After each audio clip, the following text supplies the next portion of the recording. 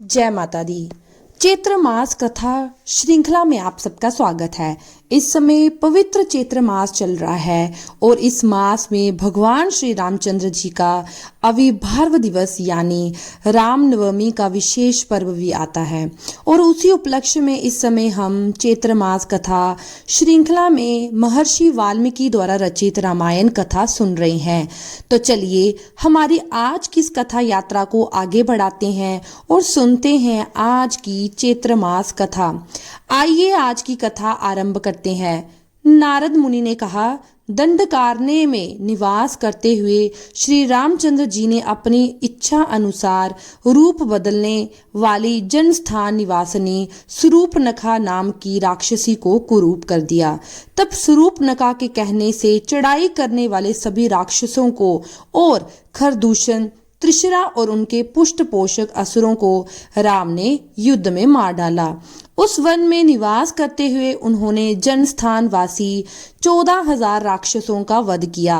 तत्पश्चात अपने परिवार का वध सुनकर रावण नाम का राक्षस क्रोध से मूर्छित हो उठा। उसने मारीच राक्षस से सहायता मांगी। हालांकि मारीच ने ये कहकर कि रावण उस बलवान राम के साथ तुम्हारा विरोध ठीक नहीं है। रावण को अनेकों बार उसने मना किया, लेकिन काल की प्रेरणा से रावण ने मारीच के वाक्यों को टाल दिया और उसके साथ ही राम के आश्रम पर गया।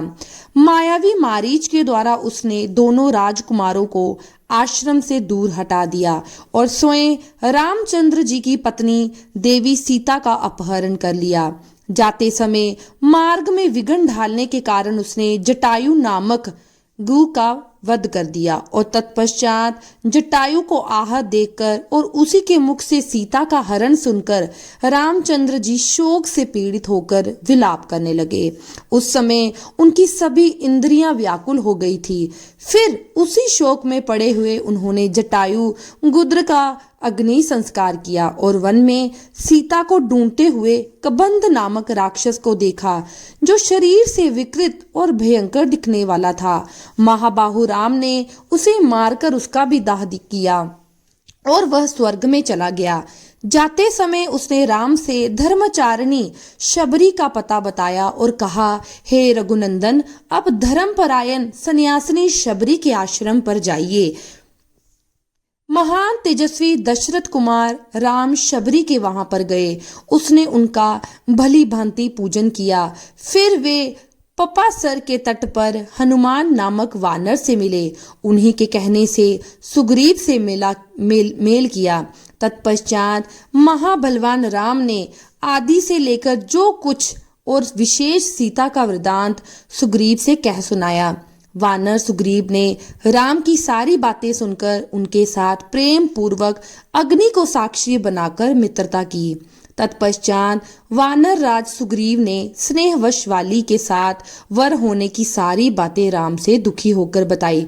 उस समय राम ने बाली को मारने की प्रतिज्ञा की और तब वानर सुग्रीव ने कहा, बाली के बल का वर्णन किया, क्योंकि सुग्रीव को राम के बल के विषय में थोड़ी शंका थी। राम की प्रतिमा के लिए उन्होंने दुदुभी दैत्य का महान पर्वत के समान विशाल शरीर दिखाया। राम की प्रतीति के लिए उन्होंने दुदुभी दैत्य का महान पर्वत जब शरीर दिखाया तो बाहुबली श्री राम ने थोड़ा सा मुस्कुराकर उस असित समूह को देखा और पैर के अंगूठे से उसे 10 योजना दूर फेंक दिया। फिर एक ही महान बाण से उन्होंने अपना विश्वास दिलाते हुए 7 ताल वृक्षों को और पर्वत तथा रसातल को भी भेद दिया। तत्पश्चात राम के इस कार्य से महाकप सुग्रीव मन ही मन बहुत प्रसन्न हुए और उन्हें राम पर विश्वास हो गया। फिर उनके साथ वे किष्किंधा गुफा में गए। वहां सुरवन के समान पिंगल वर्ण वाले सुग्रीव ने गर्जना की और उस महानाद को सुनकर वानर बाली अपनी पत्नी तारा को आश्वासन देकर तत्काल घर से बाहर आया और सुग्रीव से भिड़ गया। वहां राम ने बाली को एक ही क्षण में मार गिराया। सुग्रीव के कथन अनुसार उस संग्राम में बाली को मारकर उसके राज्य पर राम ने सुग्रीव को बिठा दिया। तब उन वानर राज ने भी सभी वानरों को बुलाकर जानकी का पता लगाने के लिए उन्हें चारों दिशाओं में भेजा। तत्पश्चात संपातिक नामक गृद्ध के कहने से बलवान हनुमान जी 100 योजन विस्तार वाले खारे समुद्र को कूदकर लांग गए। वहां रावण पालित लंकापुरी में पहुंचकर उन्होंने अशोक वाटिका में सीता जी को चिंतामग्न देखा। तब उन विदेह नंदिनी को अपनी पहचान देकर श्री रामचंद्र जी का संदेश कह सुनाया और उन्हें सांत्वना दी और फिर वाटिका का द्वार तोड़ दिया।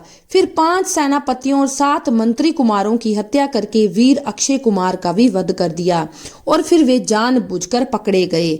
ब्रह्मा जी के वरदान से अपने आप को ब्रह्मपाश से छूटा हुआ जानकर भी वीर हनुमान जी ने अपने को बांधने वाले उन राक्षसों का अपराध क्षमा अनुसार सहन कर लिया और फिर उन्होंने मिथिलेश कुमारी सीता के स्थान यानी कि अशोक वाटिका को छोड़कर संपूर्ण लंका को जलाकर राम को प्रिय संदेश सुनाने के लिए लंका से वापस लौट आए।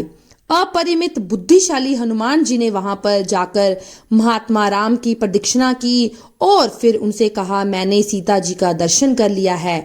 तत्पश्चात सुग्रीव के साथ भगवान राम ने महासागर के तट पर जाकर सूर्य के समान तेजस्वी वानों से समुद्र को क्षुब्ध किया। तब नंदीपति समुद्र ने अपने आप को प्रकट किया और समुद्र के ही कहने से राम ने नल के द्वारा उस समुद्र के ऊपर पुल निर्माण करवाया। उसी पुल से लंकापुरी में जाकर रावण को मार डाला। सीता के मिलने पर राम भगवान अत्यंत प्रसन्न हुए। तब भरी सभा में सीता के प्रति मर्मभेदी वचन कहने लगे लोग। उनकी इस बात को ना सह सकने के कारण साध्वी सीता अग्नि में प्रवेश कर गई। उसके बाद अग्नि के कहने से उन्होंने सीता को नीच कलंक माना। महात्मा रामचंद्र जी के इस महान कर्म से देवता और ऋषियों सहित चराचर त्रिभुवन संतुष्ट हुआ और फिर सभी देवताओं से पूजित होकर श्री राम अत्यंत प्रसन्न हुए और राक्षस राज विभीषण को लंका के राज्य पर अभिषेक करके कृतार्थ हो गए। ये सब हो जाने पर राम देवताओं से वर पाकर और मरे हुए वानरों को जीवन दिलाकर अपने साथियों के साथ पुष्पक विमान पर चढ़कर अयोध्या के लिए आगे बढ़े। भरद्वाज मुनि के आश्रम पर पहुंचकर सबको आराम देने वाले सत्य पराक्रमी राम ने भरत के पास हनुमान जी को भेजा। फिर सुग्रीव के साथ कथा वार्ता कहते हुए पुष्पक आरूढ़ होकर वे नंदीग्राम में गए।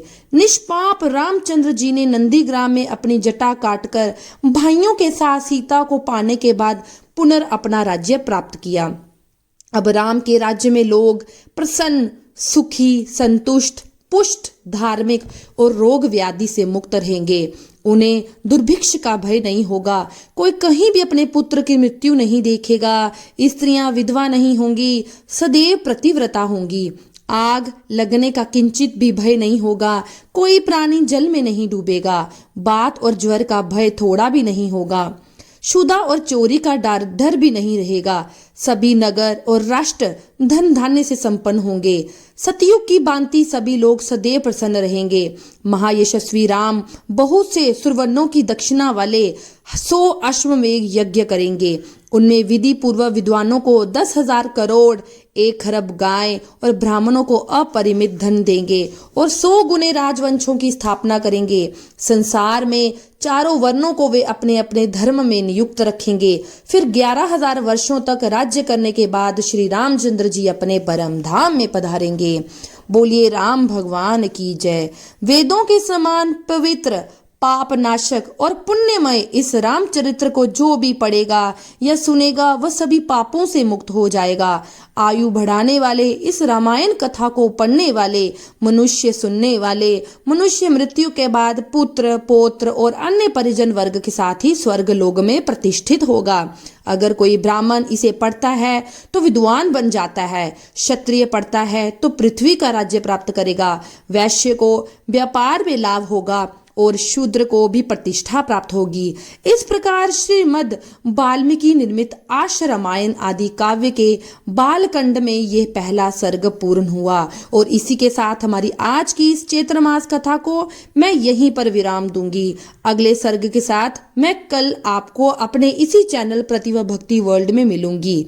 इसी चैत्र मास कथा की अगली श्रृंखला की कड़ी को मैं कल भेजूंगी। अगर आपको मेरी वीडियो पसंद आती है तो मेरे चैनल को लाइक, शेयर और सब्सक्राइब करना ना भूलें और इसे ज़्यादा से ज़्यादा शेयर करें ताकि जो अन्य भक्तजन है वो चैत्र मास के सारे अध्याय को सुने, और जो लोग इस चैत्र मास के अध्याय को सुनेंगे उनके जीवन में सुख, शांति, मान, प्रतिष्ठा जो है वो बना रहेगा। मैं आशा करती हूँ आपको ये वीडियो पसंद आई होगी। जय माता दी।